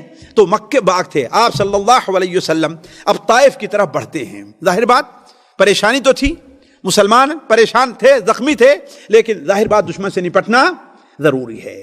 نبی کریم صلی اللہ علیہ وسلم نے طائف کا مشہور راستہ نہیں لیا نزدیک والا کہ طائف صرف کتنا کلومیٹر پڑتا ہے؟ 90 کلومیٹر یا 80 کلومیٹر. نہیں، آپ نے دور کا راستہ لیا اور جنوب کی طرف سے آئے. کیوں؟ اولاً تو یہ راستہ آسان ایک وجہ، اور دوسری وجہ ہے تاکہ جنوب کی طرف سے کوئی طائف والوں کو نہ ملے. طائف والوں کو یہ شبہہ تھا اور انہیں یہ خطرہ تھا کہ آپ ہمارا رخ کریں گے، لہذا جلدی جلدی جلدی جلدی سال بھر کا سامان، کتنا؟ کھانے پینے کے لیے سال بھر کا سامان اپنے شہر کے اندر انہوں نے جمع کر لیا اور ہتھیار سے. اور معروف تھا طائف کی کچھ ایسا پہاڑوں کے درمیان میں واقع ہے کہ اس کے اوپر دشمن کا قبضہ جلدی نہیں ہو سکتا. علی کل حال نبی کریم صلی اللہ علیہ وسلم طائف پہنچے. تقریباً آپ صلی اللہ علیہ وسلم 20 شوال سے پہلے یا 20 شوال کو آپ طائف پہنچے تھے. 20 شوال کو، 10 شوال کو جنگ شروع ہوئی تھی کون؟ حنین کی. اور یہ 10 دن اس درمیان میں لگے، ادھر بھیجنا اور ادھر بھیجنا. اور 20 شوال کو آپ صلی اللہ علیہ وسلم کہاں پہنچے تھے؟ طائف پہنچے تھے. اور جہاں پر آج مسجد عباس، اگر آپ لوگوں کو طائف جانا ہو پتہ لگائیں گے تو معلوم ہوگا مسجد عبداللہ ابن عباس، مسجد عبداللہ ابن عباس جہاں پر بنی ہوئی ہے. کہا جاتا ہے کہ نبی کریم صلی اللہ علیہ وسلم نے وہیں پر اپنا خیمہ لگایا تھا. بعد میں اہل طائف جب مسلمان ہوئے تو نبی کریم صلی اللہ علیہ وسلم جہاں اپنا خیمہ رکھا تھا وہ کیا ہے؟ وہیں پر انہوں نے ایک مسجد بنا لی.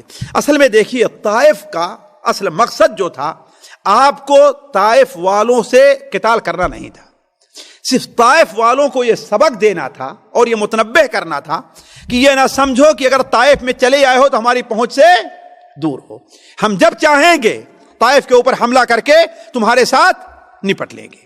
اور اہل طائف چونکہ بڑی ہی مضبوطی کے ساتھ جمع تھے، لہذا ظاہر بات ہے ان کو ساتھ نپٹنا ضروری تھا. مسلمان ہفتوں جنگ کرنے کے بعد تھکے ہوئے تو تھے ہی، اب ہفتوں طائف والوں کا محاصرہ کیے ہوئے ہیں، لیکن کوئی کامیابی کی صورت نظر نہیں آ رہی ہے. بلکہ مسلمان جس طرح کر قریب جانا چاہتے ہیں تو طائف والے ان کے اوپر تیروں کی بارش کرتے ہیں، یہاں تک کہ اتنے مسلمان شہید ہوئے جتنے مسلمان غزوہ حنین کے اندر نہیں شہید ہوئے تھے. بلکہ روایات میں آتا ہے کہ اس بار مسلمانوں نے پہلی بار طائف پر حملہ کرنے کے لیے ٹینک کا استعمال کیا. عربی میں دبابہ کہتے ہیں. ہوتا کیا تھا, پہلے موٹے چمڑے اور کئی چمڑے کا ایک چھوٹے سے گاڑی بنائی جاتی تھی, اور جیسے بیل گاڑی کی پہیا جو ہوا کرتی ویسے اس پہ پہیا رہا کرتی تھی. اندر سے اس کو رہ کر کے نیچے بیٹھ کے اس کو دھکا دے کر کے لے جایا کرتے تھے. تو یہ لے کر کے مسلمان گئے, تقریباً 12 مسلمان اس میں تھے, اور اسے طائف کے سور جو تھے اس کے قریب پہنچے تاکہ طائف کے جو سور ہے اس میں نقب لگائیں, اسے توڑیں. لیکن طائف والے بھی اتنے بیوقوف نہیں تھے. انہوں نے کیا کام کیا کہ چمڑے کو چمڑے ہی کے ذریعے توڑا. وہ کیسے؟ چمڑا اور لوہے کے چھوٹے چھوٹے ٹکڑے بنا کر کے اسے خوب گرم کرتے, اور گرم کر کے جہاں پر یہ دبابہ کھڑا تھا اس پر شہر پناہ سے ڈال دیتے. نتیجہ کیا ہوتا؟ چمڑا ہے نا, چمڑا جلنا شروع ہو جاتا.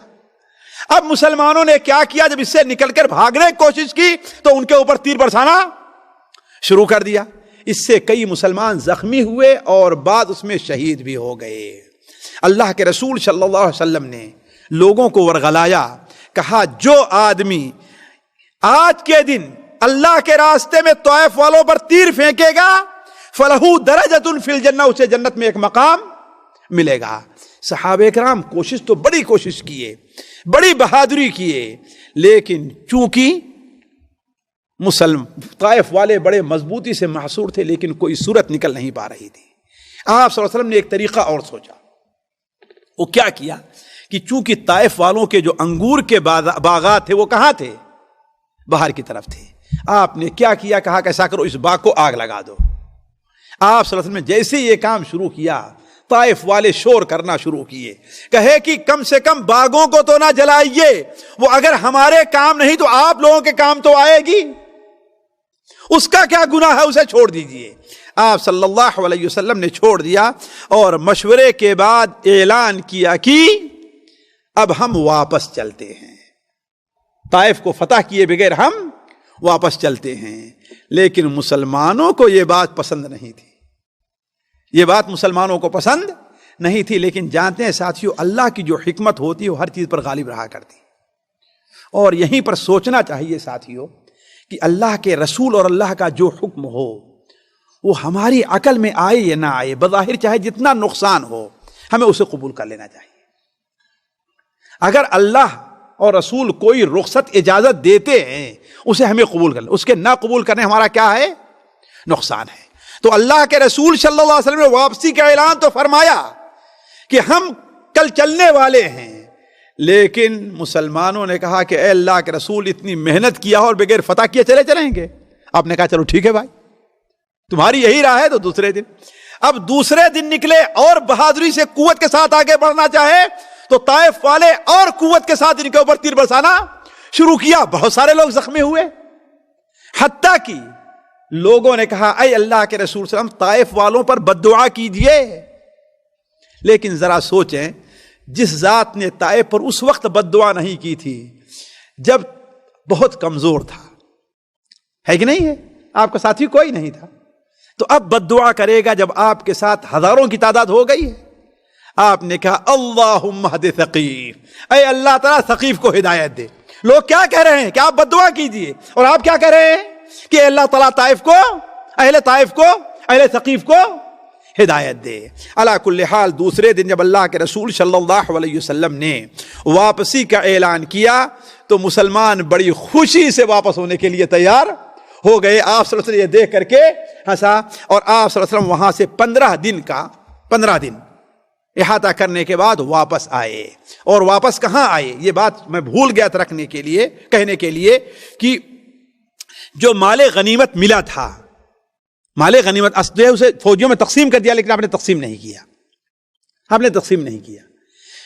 جو مال غنیمت اونٹ, چاندی اور بکری وغیرہ کی شکل میں تھا اسے تو آپ نے جعرانہ میں رکھا. جعرانہ معلوم ہے نا؟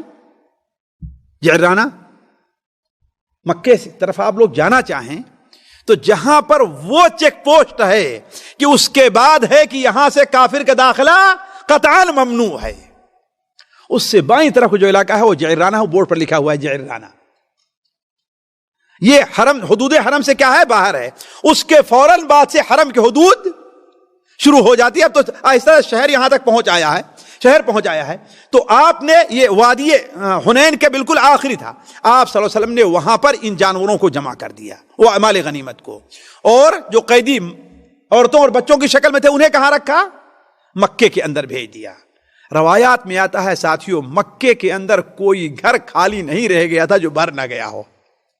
اس لیے کہ 6000 لوگ اس وقت، مکہ اتنی بڑی آبادی کہاں رہی ہوگی؟ 6000 لوگ جہاں پر پہنچے تو کوئی گھر نہیں رہ گیا تھا. اب آپ صلی اللہ علیہ وسلم جب 25 ذی القعدہ کو، تقریباً 25 ذی القعدہ کو جعرانہ آئے، آپ صلی اللہ علیہ وسلم پھر کچھ دن وہاں ٹھہرے رہے، اور آئے تو وہاں پر آپ ٹھہرے رہے.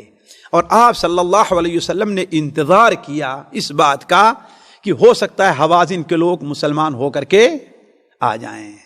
اور کیونکہ ان قیدیوں میں نبی کریم صلی اللہ علیہ وسلم سے تعلق رکھنے والے بھی کچھ لوگ تھے. وہ کون تھے؟ کوئی بتا سکتا ہے؟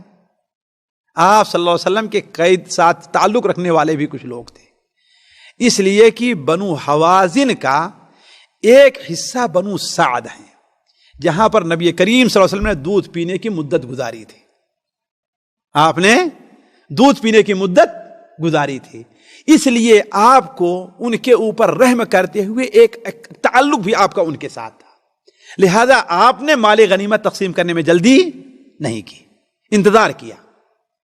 اور روایات میں آتا ہے ساتھیوں کہ ان قیدیوں میں نبی کریم صلی اللہ علیہ وسلم کی وہ ماں بھی تھی جنہوں نے دودھ پلایا تھا. حالانکہ علماء کہتے ہیں یہ ضعیف ہے.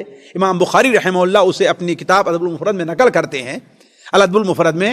اور یہ راوی بیان کرتے ہیں کہ آپ صلی اللہ علیہ وسلم بیٹھے ہوئے تھے تو میں کیا دیکھتا ہوں کہ ایک بوڑھی عورت آ رہی ہے. آپ صلی اللہ علیہ وسلم نے اپنی چادر اٹھا کر کے ان کے لیے بچھا دیا. پوچھا گیا کون ہے تو کہا گیا کہ یہ ان کی رضاعی ماں ہیں. اور ایک روایت میں آتا ہے کہ آپ کی دوسری شریک بہن بھی اس میں موجود تھی، شیمہ جن کا نام تھا، شیمہ.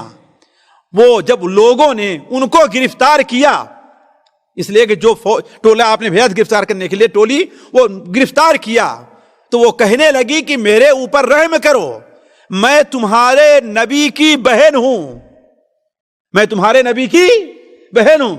تو کیسے ان کی بہن ہو گئی؟ کہا جا کر کے اپنے نبی سے بتاؤ کہ میں ان کو ایک بار گود لی ہوئی تھی اپنے پیٹھ کے اوپر، تو انہوں نے مجھے دانت کاٹ لیا تھا، اس کا نشان اب تک باقی ہے، اس کا نشان اب تک باقی ہے. تو نبی کریم صلی اللہ علیہ وسلم کی خدمت میں جب آئی ہیں تو آپ نے کہا کہ تم سچ کہہ رہی ہو. تو ایسے لوگ تھے جن سے آپ کے تعلقات تھے، اس لیے نبی کریم صلی اللہ علیہ وسلم نے ان کے اوپر رحم کرتے ہوئے، مہربانی کرتے ہوئے. ذرا ساتھیوں سوچئے، جو نبی کریم صلی اللہ علیہ وسلم کیسا بھی تعلق رکھتا ہے اس کو آپ کی برکت حاصل ہوتی ہے. تو جو آپ پر ایمان لے آئے، آپ کی سچی پیروی کرے، اسے آپ کی برکت کیسے حاصل کیوں نہیں ہوگی، قیامت دن کیوں نہیں ملے گی. تو آپ صلی اللہ علیہ وسلم رکے رہے ہفتے 10 دن تک. جب وہ لوگ نہیں آئے تو آپ صلی اللہ علیہ وسلم نے مال غنیمت تقسیم کرنا شروع کیا. اور اس بار مال غنیمت میں عجیب آپ نے انداز اپنایا، عام لوگوں سے ہٹ کر کے، عام طریقے سے ہٹ کر کے. عام طریقہ یہ تھا کہ آپ ایک 5واں حصہ نکال کر کے جو لوگ جنگ میں شریک ہوتے تھے ان میں تقسیم کر دیا کرتے تھے. لیکن اس بار آپ صلی اللہ علیہ وسلم نے یہ کیا کہ کچھ تقسیم نہیں کیا. آپ نے جو بڑے بڑے سردار تھے اور ابھی یا تو نئے مسلمان ہوئے ہیں یا مسلمان نہیں ہوئے ہیں، آپ نے انہیں دینا شروع کر دیا. مثلا صفوان ابن امیہ، جن سے آپ صلی اللہ علیہ وسلم نے بطور اعارہ کے، مگنی کے، آپ نے ان سے زرہیں لی تھی، 300 زرہیں. آپ نے ان کو 300 اونٹ دیے. کتنا؟ 300 اونٹ دیے. حضرت ابو سفیان کو آپ نے 100 اونٹ دیا.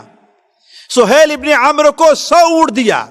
آپ نے حکیم ابن حزام کو پہلے 100 دیا، پھر اور مانگا تو 100 اور دیا، پھر اور مانگا تو 100 اور دیا، اور مانگا تو آپ نے کہا حکیم یہ مال میٹھا ہے اور ہرا بھرا ہے، یہ دنیا میٹھی ہے اور ہری بھری ہے. یہ دو صفت آپ نے کیوں استعمال کی ہے؟ اس لیے کہ جو چیز میٹھی ہوتی ہے وہ زبان کو اچھی لگتی ہے، اور جو چیز ہری بھری ہوتی ہے وہ دیکھنے میں اچھی لگتی ہے. تو آپ نے کہا دنیا کیا ہے؟ یہ مال میٹھا ہے اور ہرا بھرا ہے. جو آدمی اس کی لالچ کرے گا وہ کبھی بھی آسودہ نہیں ہوگا. حکیم نے حزام نے اسی وقت کہا کہ اے اللہ کے رسول صلی اللہ علیہ وسلم، آج کے بعد کسی سے کچھ نہیں مانگوں گا. میں یہ عہد کیا، اور پھر کسی کے سامنے کبھی زبان، بلکہ حضرت ابو بکر و عمر اپنے زمانے میں رضی اللہ عنہ اپنے زمانے میں انہیں تقسیم کر دیا کرتے تھے، لیکن حکیم نے حزام لینے سے انکار کر دیتے تھے. علا کل حال آپ صلی اللہ علیہ وسلم نے لوگوں میں اس طریقے سے تقسیم کیا، بلکہ مہاجرین کو کچھ دیا بھی، لیکن انصار کو آپ نے کچھ بھی نہیں دیا. انصار کو، اور لینے والوں کا تو تانتا بچ گیا تھا. اس لیے جب بادیہ کے علاقے کے لوگ، بدو کے لوگ جب سنے کہ ہاں مال غنیمت تقسیم ہو رہا ہے، اور نبی کریم صلی اللہ علیہ وسلم جب کسی کو دینا چاہتے ہیں تو ایسے دیتے ہیں کہ آپ کو فقر کا خوف نہیں رہتا، تو آپ صلی اللہ علیہ وسلم کے پیچھے پڑ گئے. یہاں تک کہ حضرت انس بن مالک بیان فرماتے ہیں کہ ایک بار ایک درخت کے نیچے آپ کو سمجھیے کہ دبا کر کے لے کر گئے، آپ کو چڑھے جا رہے ہیں، یہاں تک کہ آپ کی چادر درخت کے کانٹے سے اڑی اور اس پر اٹک گئی، آپ ننگے بدن ہو گئے. اور آپ نے کہا اللہ کے بندو، یہ جو کچھ میرے پاس ہے، اگر میرے پاس اس وادی کے درختوں کے برابر بھی سونا ہو، درختوں کی ڈالیوں کے برابر بھی سونا ہو، تو میں اس میں سے کچھ نہیں لوں گا. مجھے تم بخیل نہیں پاؤ گے. بلکہ کچھ بدبخت و بدو کے لوگ ایسے تھے. ساتھیوں باتیں بہت ہے کہنے کی، لیکن وقت کی تنگی ہے. کچھ ایسے تھے کہ آپ صلی اللہ علیہ وسلم سے مانگنے لگے، آپ نے کچھ دیا تو کہتے ہیں کہ آپ اللہ سے نہیں ڈرتے ہیں، فلاں کو تو اتنا دیا، مجھے اتنا نہیں دیا. لوگوں نے بیان کیا کہ اللہ کے رسول فلاں ایسا کہہ رہا ہے. کہا جاؤ کہنے دو، جو کچھ کہہ رہا ہے کہہ رہا ہے. موسیٰ علیہ السلام کو اس سے زیادہ تکلیف دی گئی، لیکن انہوں نے صبر کیا ہے. بلکہ دلچسپ واقعہ یہ پیش آیا، مسند احمد کے اندر ہے، بلکہ صحیح مسلم شریف میں بھی ہے، کہ نبی کریم صلی اللہ علیہ وسلم، بخاری شریف میں بھی ہے، آپ صلی اللہ علیہ وسلم نے ایک بدو سے کہا، بدو نے آپ سے کہا کہ اے محمد، یہ بھی رسول اللہ نہیں کہا، اے محمد، اللہ نے جو آپ کو مال دیا ہے اس میں سے مجھے بھی دے دیے. آپ نے کہا ابشر ابشر، جیسے یہاں کا لہجہ ہے نا، ابشر یعنی ٹھیک ہے انشاءاللہ، خوشخبری ہو تمہیں دیتا ہوں. ایک بار دو بار کہا کہ آپ کے ابشر کتنے ہیں، کتنا میں لے کر ان کو کیا کروں گا، میں مجھے ابشر نہیں چاہیے، مجھے دیجیے لے کر کے.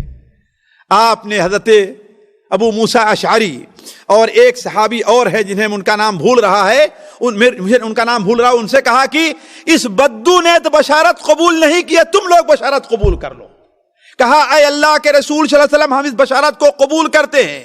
پھر اس کے بعد آپ صلی اللہ علیہ وسلم نے ایک پیالہ پانی منگایا، اس میں اپنے دونوں اپنے دستے مبارک کو اور چہرے مبارک کو دھولا اور کہا اس سے پی لو، خوشخبری ہو تمہارے لیے.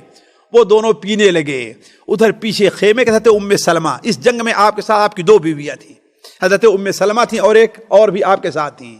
انہوں نے کہا ارے اپنی ماں کے لیے بھی تو کچھ چھوڑو نا، سارے نہ پی جاؤ تم لوگ. تو کہا جو کچھ بچا ہوا تھا ہم لوگوں نے انہیں دے دیا. تو کہنے کا مطلب کہ آپ صلی اللہ علیہ وسلم کے ساتھ ان لوگوں نے یہاں تک کیا، حتیٰ کہ آپ نے لوگوں کو اتنا دیا اتنا دیا اتنا دیا کہ بعض صحابہ کے دل میں شک پیدا ہونے لگا کہ اب اللہ کے رسول ہمیں کچھ دیں گے ہی نہیں. انہی میں انصار بھی تھے. آپ کو معلوم یہ ہوا کہ انصار میں سے بعض لوگوں نے یہ کہا کہ جہاں گردن کٹانے کا معاملہ آتا ہے تو ہماری گردن کٹتی ہے، جہاں پر تلوار چلانے کا معاملہ آتا ہے تو ہم ہوا کرتے ہیں، اور جب مال دینے کا معاملہ آیا تو اپنے خاندان والوں کو دیا. آپ نے یہ بات سنی اور آپ کو اچھا نہیں لگا. آپ نے ایک خیمے کے اندر کہا انصاری جتنے ہیں سارے لوگوں کو جمع کرو، اور کہا اس میں انصار کے علاوہ اور کوئی دوسرا نہیں ہونا چاہیے، اس میں کوئی دوسرا نہیں ہونا چاہیے. جب سارے لوگ جمع ہو گئے اور کہا کہ کیا اس میں انصار کے علاوہ کوئی اور بھی ہے، لوگوں نے کہا کوئی اور نہیں، البتہ یہ ہے کہ ہمارے بھانجے اس میں ہوں گے. کہا چلو بھانجا بھی اسی قوم کا مانا جاتا ہے. اور آپ نے کہا اے انصار کے لوگوں، یہ کیا باتیں میں تم سے سن رہا ہوں، تمہارے بارے میں سن رہا ہوں. بڑے لوگوں نے کہا اے اللہ کے رسول ہم میں ہر ایک کی راہ نہیں, کچھ نوجوان لوگ ہیں انہوں نے یہ بات کہی ہے. آپ نے کہا اے انصار کے لوگوں یہ بتاؤ تم لوگ آپس میں لڑتے نہیں تھے, اللہ نے میرے ذریعے تمہیں اکٹھا کر دیا. لوگوں نے کہا اللہ اور اس کے رسول کا زیادہ احسان ہے. کہا کیا تم لوگ گمراہی پر نہیں تھے, اللہ نے میرے ذریعے ہدایت دے دی. کہا اللہ اور اس کے رسول کا زیادہ احسان ہے. کیا تم لوگ محتاجی کی حالت میں نہیں تھے, اللہ نے میرے ذریعے بے نیاز کر دیا. کہا اللہ اور اس کے رسول زیادہ احسان مند ہے, زیادہ احسان کرنے والے ہیں. آپ نے کہا اگر تم چاہو تو یہ کہہ سکتے ہو کہ ساری دنیا کے لوگوں نے آپ کو بھگایا, ہم نے پناہ دی ہے, لیکن یاد رکھو تمام لوگوں کی مثال اوپر کے کپڑے کی ہے اور انصار کی مثال نیچے والے کپڑے کی ہے. یعنی انصار کا میرے ساتھ ایسا تعلق ہے. سن لو, اگر ساری دنیا کے لوگ اس طرف جائیں گے اور انصار اس طرف جائیں گے تو میں انصار کے ساتھ جاؤں گا. سن لو, اگر ہجرت میرے اوپر مقدر نہ ہوتی تو اللہ تعالیٰ مجھے انصار کے درمیان پیدا کرتا. اور سن لو, کیا تمہیں یہ بات پسند نہیں ہے کہ لوگ تو اپنے گھر اونٹ اور بکریاں لے کر کے جائیں اور تم اپنے ساتھ اللہ کے رسول کو لے کر کے جاؤ؟ تمہیں یہ پسند نہیں ہے؟ یہ کہنا تھا. روایات میں آتا ہے کہ ساتھیوں انصار اس قدر روئے ہیں کہ ان کے داڑھیوں کے بال تر ہو گئے اور کہا ہمیں اللہ اور اس کے رسول کے بعد کوئی دوسرا نہیں چاہیے. علی کل حال ساتھیوں, نبی کریم صلی اللہ علیہ وسلم, باتیں تو بڑی لمبی ہیں لیکن میں آج اس کو ختم کر کے اختصار کے ساتھ یہ بات میں پوری کرنا چاہتا ہوں. آپ صلی اللہ علیہ وسلم چند دیر انتظار کرنے کے بجائے مال غنیم تقسیم کیا. مال غنیمت تقسیم ہو چکا تھا کہ ایک عجیب واقعہ پیش آیا. آپ صلی اللہ علیہ وسلم مال غنیمت تقسیم کیے تھے کہ آپ کے خصوصاً بنو سعد کے لوگ, ان کے 9 آدمی آپ کے پاس آتے ہیں. کتنا؟ جن میں کہا جاتا ہے کہ آپ کے رضائی چچا بھی تھے. کون؟ آپ کے رضائی چچا بھی تھے. اور ان کا مشہور شاعر زہیر ابن سرد بڑا بہترین شعر کہنے والا تھا, وہ بھی آیا اور ایک لمبی تقریر کیا اس نے نبی کریم صلی اللہ علیہ وسلم کے سامنے. اور ایسی تقریر کی ساتھیوں کہ لوگوں کے دل دہل گئے. اور اس نے تقریباً 15-20 اشعار کے اوپر مشتمل ایک قصیدہ پڑھا تھا. وہ عرب کے بہترین قصیدوں میں ہے. کاش کہ اگر آپ عربی کو سمجھتے ہوتے تو وہ جتنا دلچسپ قصیدہ ہے اور لوگوں کو رلا کر کے رکھ دیا تھا کہ وہ قصیدہ میں آپ لوگوں کو سناتا. انہوں نے جو بات کہی کہ اے اللہ کے رسول صلی اللہ علیہ وسلم, یہ جو لوگ گرفتار ہیں اور قیدیوں میں ہیں ان میں آپ کی مائیں اور بہنیں بھی ہیں, یعنی رضائی مائیں اور بہنیں, اس میں آپ کی خالائیں اور پھوپھیاں بھی ہیں. ہمارے اوپر یہ صورتحال آئی ہے جسے آپ دیکھ رہے ہیں. اگر ہم لوگ اپنی گزارش لے کر کے کسی شام کے یمن کے بادشاہ کے پاس جاتے تو وہ بھی رحم کرتا. تو ان کے خطیب حضرت زہیر ابن سرد رضی اللہ تعالی عنہ, جو ان کے خطیب بن کر کے آئے تھے, انہوں نے ایک بہترین سا قصیدہ پڑھا جو اپنے معانی اور اپنے اسلوب کے لحاظ سے بہت ہی نرالا ہے. کاش کہ اگر آپ لوگ اسے سمجھ سکتے تو میں پڑھ کر کے سناتا. اس کے 2 اشعار یہ ہیں, وہ کہتے ہیں امن علینا رسول اللہ فی کرم فإنک المرء نرجوہ وندخر. اے اللہ کے رسول ہمارے اوپر احسان کیجئے, کرم کیجئے, اس لیے کہ آپ ایسے ہیں جس سے امید رکھی جاتی ہے, جس سے توقع اچھی رکھی جا سکتی ہے. امن علی بیضۃ قد عاکھا قدر ممزق شملھا فی دہرھا غیر. اور آخر میں جو انہوں نے شعر پڑھا ہے جس نے لوگوں کے دلوں کو پسیج کر کے رکھ دیا ہے, لوگ رونے لگے ہیں. انہوں نے کہا تھا امن علی نسوۃ قد کنت ترضعھا وإذ یزینک ما تأتی اذ فوک یملؤہ فی مہدھا درر. ان عورتوں پر آپ احسان کیجئے جن کی چھاتیوں سے آپ منہ بھر کر کے موتی کے طریقے سے دودھ پیا کرتے تھے. لا تجعلنک من شالت نعامتہ واستبق منا فإنا معشر زہر. آپ ہمیں ان لوگوں میں شمار نہ بنائیے جن کے امور منتشر ہو چکے ہیں. آپ ہمارے اوپر احسان کیجئے, آپ سے امید کی جاتی ہے.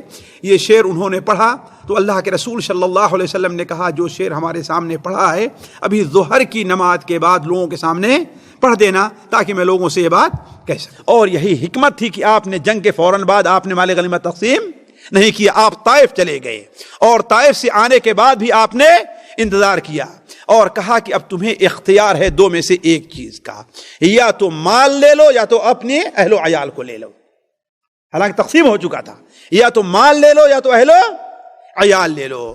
ان لوگوں نے کہا کہ ہم تو مال نہیں چاہیے بلکہ اہل و عیال چاہیے۔